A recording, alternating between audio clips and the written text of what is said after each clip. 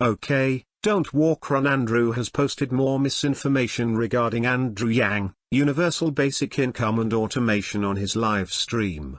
In some cases he's repeating arguments I've already debunked. But, no surprise there.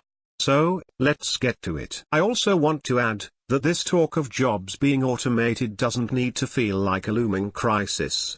It can also be seen as a period of transition.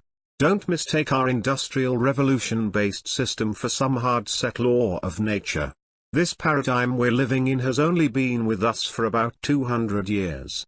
Don't confuse work and purpose with a hamster wheel existence where you exist as a cog whose right to exist is contingent upon your ability to help grow GDP. So let's watch this video with Andrew Yang talking about what else? What else? The freedom dividend. Oh, no shit. That's all this guy has. That's all he talks about. It's the only thing he has in his life, the freedom dividend. There's nothing else worth talking about for Andrew Yang. There's nothing else. You mean that's what they tell you in the right-wing safe spaces? Outside of that, your research consists of soundbite media like this. Andrew Yang has a website that explains his actual policies. I suggest you start there. Then, read his book. That is, if you're actually interested in learning and not just confirming what you've already decided you want to believe. You can't pay that money. You cannot fund the freedom dividend. He's like, oh, we're gonna get it from tech companies. No, you're not. What if there's a tech bubble? Yes, he can. It's through the VAT tax which you quote addressed in an older video which I ripped apart. And as you know, it would apply to more than just tech companies, so that's a straw man argument. The VAT tax and increased economic activity coming from a struggling middle class suddenly having buying power and putting that money directly back into the economy would fund the entire thing. And this is without any mention of rolling back decades of tax cuts for corporations and for the wealthy. A tech bubble would not prevent us from funding UBI any more than the last tech bubble prevented us from continuing to fund ongoing spending. The previous recession, which was the greatest recession since the Great Depression, didn't prevent us from deficit spending for the ongoing wars or George Bush's latest windfall tax cuts for the wealthy. Andrew Yang wants to give you $1,000 a month. No questions asked, except if you're a somebody on welfare, then you will not see this $1,000 a month. Andrew Yang has already mentioned scaling up benefits for those who need it the most. You don't know this, because you're not actually interested in learning about Andrew Yang's policies, you're interested in advancing your confirmation bias. Why don't they just give the money to the poor people? That I could kind of get behind if you're just like, look, we'll give everybody a little bit of money and see if it works. I could maybe see that. But that's not what he wants to do. Yeah, I'm not buying this as anything other than concerned trolling. In your previous videos, you've been pretty dismissive in regards to the realities of poverty. And we would all get it because we are all Americans and therefore stakeholders in this great nation. This would remove the stigma attached to receiving what would otherwise be seen as a handout. Who cares? Wow, a guy from 200 years ago was he was for, well, it wasn't the same exact thing. But you know, oh well, wow, this old guy 200 years ago, he wanted to do it. Why, we should do it now too. That's a good reason. No, it's not. It's a shitty reason. The point is that one of America's forefathers was in favor of something like this, and therefore, this is a pretty American concept. This argument is aimed at those who would argue that this is somehow un-American or goes against the spirit of America, which many on the right mistakenly conflate with the trickle-down economics scam. The point is, there is nothing American about the idea that your right to survive should somehow depend on your ability to contribute a set amount to an arbitrary concept like GDP. First of all, call center workers, nobody likes call centers. What's the first thing you do when you dial the phone and get a computer? You go, operator. Nobody likes that. I actually know a little bit. I actually did some work at a company that is basically trying to make call center like AI. And it's not even close to replacing humans. You can never completely replace humans. Also, nobody wants to actually be a call center operator. It's the worst job. And plus, how much of this stuff is outsourced to other countries? How many times do you call somebody, talk to a human being, and they have a thick accent like they're from India? Because they're probably from India. That's a real thing. So you could fucking replace call center. That's fine. That's fine. Do it. That's totally cool. It's not going to happen. But sure, Andrew, you can simply click 0 to talk to an operator if it's 1998. Nowadays you generally don't have that option. And here is the thing, we know this can be automated because it's happening as we speak. As of right now, there are roughly 5 million Americans working in call centers. So it's not something we can simply hand wave away. And no one is claiming that call centers will be entirely automated, simply that many call center jobs will be automated away. Also, food service and food prep is going to be replaced by automation? No, it's not. Do you think fast food restaurants are going to be completely replaced by automation? No. No one is claiming that food service will be 100% automated, simply that a sizable number of those jobs will be lost to automation. In fact, it's been happening for years. Haven't you been in a restaurant where there are less servers and each table has a tablet? Haven't you seen the kiosks in fast food restaurants? If 30% of what a food worker does can be automated, then you need 30% fewer workers. Now let's hear it from a former Trump supporter who saw the light and became a Yang supporter. But Andrew Yang makes so much sense. When Andrew Yang talks, you actually hear the solutions to the problems that got Donald Trump elected. You know, we all wanted Donald Trump to go in and we all wanted him to drain the swamp. We wanted him to be that larger-than-life outsider, WWE superstar. You know he was on WWE at one point in time, doing little bits with Vince McMahon. We all wanted him to be that guy, the outsider. But he's actually just the insider, you know? And the country's only gotten more and more divided. And then when you hear somebody talk like Andrew Yang and he says, you know what, guys, it's not immigration, it's automation. And you think, holy cow, you know what? At McDonald's, guess what? I don't even have to talk to anybody. They bring me my food to the table. I don't have to talk to anybody. You go into Walmart, one person is manning 20 registers because they're all self-checkout.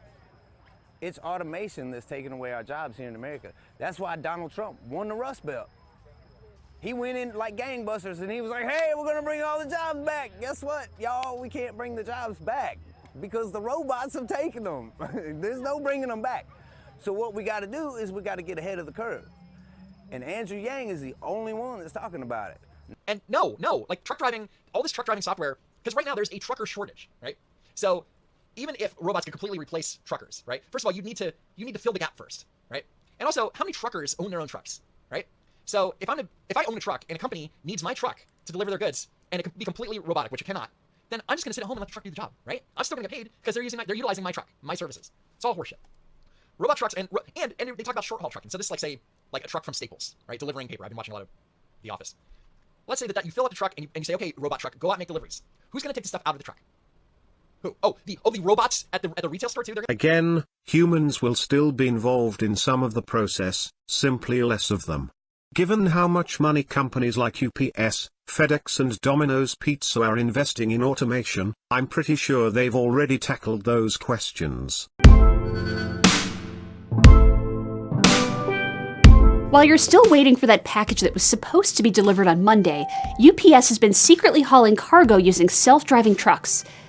That's right, the company has put its minority stake in automated trucking startup TuSimple to work. For over 3 months, self-driving trucks have been hauling cargo back and forth between Phoenix and Tucson, Arizona.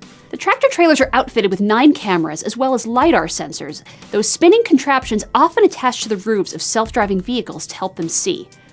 The fleet is designed as level 4 autonomous trucking, which means all operations are automated. A driver and engineer are only on board as a fallback. The effort aims to reduce the cost of shipping by 30%, likely by eventually removing the human occupants once the technology has been perfected. This isn't UPS's first foray into autonomous navigation. Earlier in the year, the company announced a program that will deliver medicine over short distances via drones.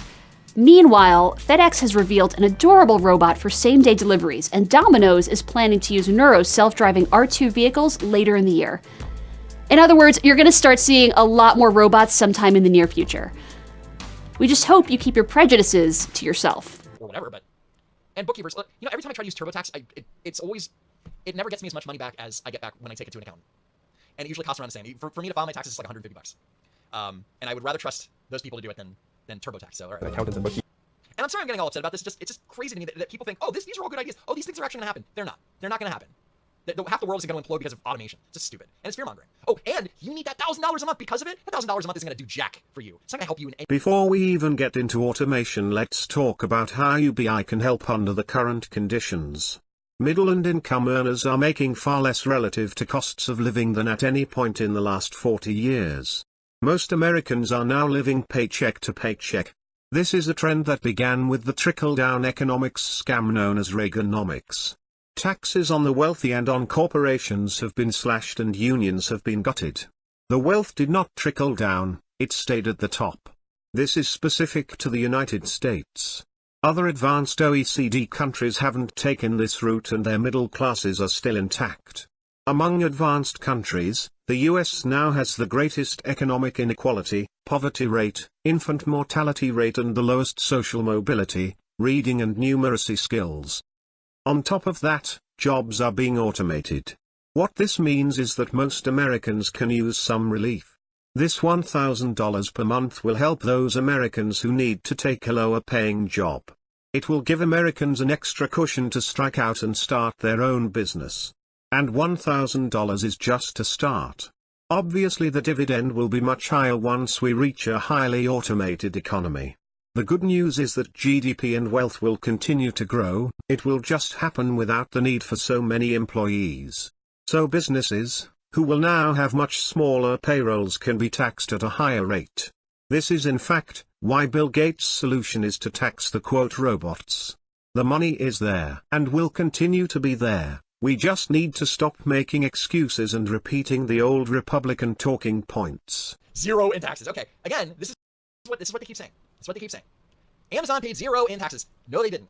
No, they didn't. They paid zero in federal taxes because of tax cuts. Pretty much because, first of all, there was a time not too long ago where Amazon wasn't making a profit. They were actually losing money, partially because they were playing the long game, because they were investing. They've invested over $100 billion in infrastructure. The argument here isn't that Amazon is an evil blood-sucking empire, rather that it's a giant company with a CEO worth over $100 billion that has put other companies out of business and pays zero in federal taxes.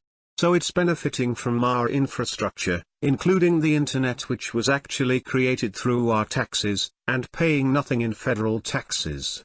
By the way, some of this growth has come through avoiding state sales taxes that its brick-and-mortar competitors had to pay, leaving them unable to compete on price.